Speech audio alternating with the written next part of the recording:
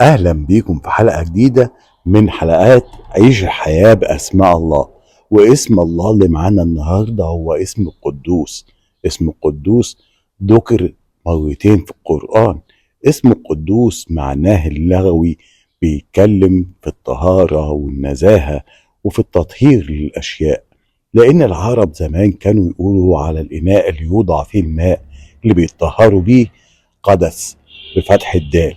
ومن هنا المعجم بيتكلم في ان القداسة هي شيء طاهر ومنزه. والمعنى هنا الاسم الله القدوس انه هو المنزه عن جميع النقائص، عزة التنزيه، وهو المنزه في نفس الوقت، والمطهر علو التطهير عن اي ما هو موجود في الدنيا.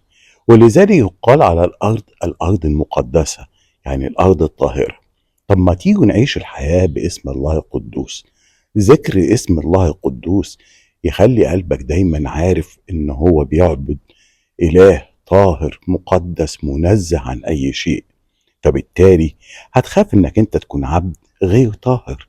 فبالتالي قلبك وفيوضات هذا الاسم اذا نزلت عليه هتخليك ماشي في الدنيا عبد قدوسي، بمعنى اصح انك تتكسف ان جوارحك تعمل الغلط، عينيك مش هتشوف محارم غيرك، ودانك مش هتبقى قادرة تسمع أي ما هو مؤذي أو يطلعك من الطهارة والقدسية في عبادتك لله.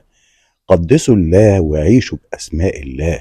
في الحالة دي لو كلنا بقينا ماشيين كده أكيد الدنيا هتبقى ماشية في سلام. ولذلك ارتبط اسم القدوس باسم السلام. تخيل كده لو انت ماشي فعلا كل جوارحك تنزهت عن ان هي تدخل في النقائص، لانها هتبقى مكسوفة من رب العباد اللي هو القدوس.